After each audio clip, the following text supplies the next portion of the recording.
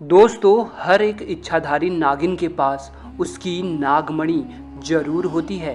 कहते हैं जब स्वाति नक्षत्र की पहली बारिश होती है तो उसकी पहली बूंद कोबरा सांप के मुंह में अगर चली जाए तो वह सांप अपने मुंह से नागमणि उत्पन्न करता है। जब एक सांप नागमणि पा लेता है तो उसमें कई सारी शक्तियाँ आ जाती हैं, जैसे कि नाग का मनुष्य रूप धारण करना, मनचाही जगह पर पलक झपकते ही पहुंच जाना, अपना आकार कितना भी बड़ा कर देना और कितना भी छोटा कर लेना। ये सभी शक्तियाँ उसके पास आ जाती हैं। कहते हैं नागमणि की रोशनी बहुत ही ज़्यादा तेज होती है कि इसका प्रकाश कई किलोमीटर दूर से भी देखा जा सकता है। परंतु दोस्तों, एक इच्छाधारी नागिन अपने नागमणि को हमेशा लोगों की नज़रों से छुपा कर रखती है, परंतु जब भी कोई उसकी नागमणि उससे छीन ले तो नागिन का गुस्सा सातवें आसमान में होता है। ऐसी ही एक सच्ची घटना आज हम आपको बताने वाले हैं, जो कि बिहार के दरभंगा के एक ऐसे गांव में घटी जो कि जंगल के बिल्कुल करीब बसा हुआ है। इसी गांव में सौरभ और गोपाल नाम के दो व्यक्ति रहते थे। दोनों की काफ़ी अच्छी दोस्ती थी और दिन के समय दोनों अपने बकरियों को चराने के लिए जंगल साथ जाया करते थे। उसी जंगल में एक इच्छाधारी नागिन अपने नाग के साथ रहती थी और अपने नागमणि की रखवाली करती थी। एक बार गोपाल की एक बकरी घने जंगलों के अंदर चली गई तो गोपाल ने सौरभ से कहा कि तुम आज मेरी बाकी बकरियों को अपने बकरियों के साथ घर ले जाओ, मैं तो अपनी उस बकरी को ढूंढ के ले आता हूँ जो शायद जंगल में थोड़ा अंदर चली गई है। उधर नागिन भी अपना भेष बदल कर तथा मनुष्य रूप धारण कर नाग को नागमणि की रक्षा के लिए छोड़ गांव में भ्रमण को निकल गई। जब गोपाल अपनी बकरियों को ढूंढता हुआ उस जगह पहुंचा जहां एक पेड़ के नीचे बने बिल से तेज रोशनी आ रही थी, उसे लगा कि कोई कीमती हीरा या फिर आभूषण उसके नीचे हो सकता है, तो उसने उस पेड़ की ही एक टहनी को तोड़ा और एक बड़ा सा डंडा बना लिया और उस बिल को जोर जोर से मारकर तोड़ने लगा।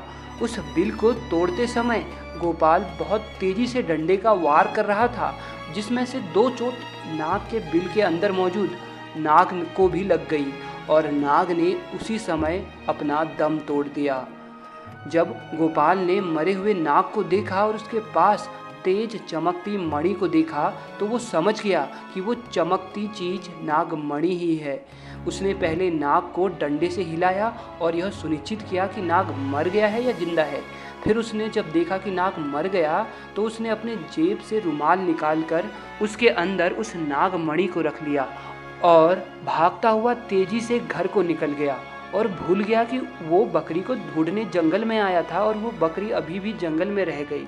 इधर जब नागिन वापस अपने बिल की तरफ लौटी तो जैसे ही उसने नागमणि गायब पाई और अपने नाग को मरा हुआ देखा तो वह गुस्से में आग बबूला हो गई।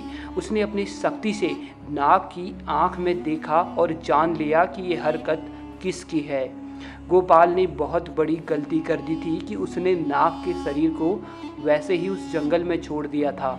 अगर वह नाग के शरीर को उसी समय जला देता तो शायद नागिन को गोपाल के बारे में पता ही नहीं चलता। उधर गोपाल बहुत खुश था क्योंकि उसे दुनिया की सबसे शक्तिशाली चीज़ नागमणि जो मिल चुकी थी।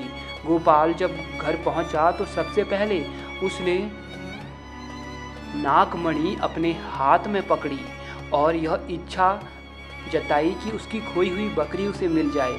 दोस्तों, चमत्कार हुआ कि अगले ही पल वह बकरी उनके घर के दरवाजे पर थी। गोपाल ये सब देखकर बहुत खुश हो गया। उसने नागमणि की सहायता से अपने घर को ही बदल दिया और अब वह गांव का सबसे अमीर इंसान बन चुका था और वह केवल और केवल नागमणि की मदद से। उधर नागिन अपने नाग का बदला गोपाल से लेने के लिए बेकरार थी, परंतु वह विवश थी क्योंकि गोपाल के पास नागमणि थी और वह तब तक गोपाल को नुकसान नहीं पहुंचा सकती थी जब तक उसके आसपास वो नागमणि हो। दोस्तों, कहते हैं कि इच्छाधारी नागिन बगैर नागमणि के भी कोई भी रूप धारण कर सकती है। अपनी इसी शक्ति का फायदा उठाकर नागिन ने एक सुंदर कन्या का रूप धारण किया और गोपाल किसी काम से दूसरे गांव जा रहा था तो उसके बीच रास्ते में बैठ गई और रोने लगी। जब गोपाल ने देखा एक बहुत ही सुंदर स्त्री रो रही है तो वह तुरंत बैलगाड़ी से नीचे उतरा और पूछा कि आप रो क्यों रही हो। तो नागिन के भेष में उस स्त्री ने कहा, मेरा नाम पायल है और मैं अपने पति के साथ दूसरे गांव में रहती थी, परंतु कल वह एक अन्य स्त्री के साथ शादी करके आ गया और मुझे मार मार कर घर से बाहर निकाल दिया है। मैं बेसहारा हूँ, लाचार हूँ। गोपाल को उस स्त्री पर तरस आ गया और उसकी सुंदरता से गोपाल बहुत आकर्षित भी हुआ। वह उसे अपने साथ घर ले आया। धीरे धीरे नागिन और गोपाल में दोस्ती शुरू हो गई और दोस्ती इतनी गहरी होती चली गई कि गोपाल को पता ही नहीं चला कि कब वह उस स्त्री से प्यार में फंस चुका था।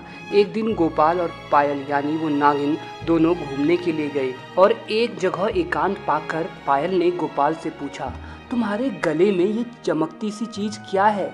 तो गोपाल बोला, कुछ नहीं, एक साधारण सा आभूषण है, मुझे बहुत अच्छा लगा इसलिए मैं इसे गले में पहनता हूँ। दोस्तों, ये वही आभूषण था जो नागमणि के नाम से पुकारा जाता है। तब पायल बोली, क्या तुम कुछ समय के लिए मुझे ये दिखा सकते हो, क्योंकि मुझे इसकी चमक बहुत भाती है। मैं देखना चाहती हूँ कि आखिर मेरे गले पर ये कैसा लगता है। इस पर गोपाल चिल्लाते हुए बोला, नहीं, मैं तुम्हें ये नहीं दे सकता हूँ, इसके बदले तुम कुछ भी मांग लो, मैं तुम्हें दे दूँगा।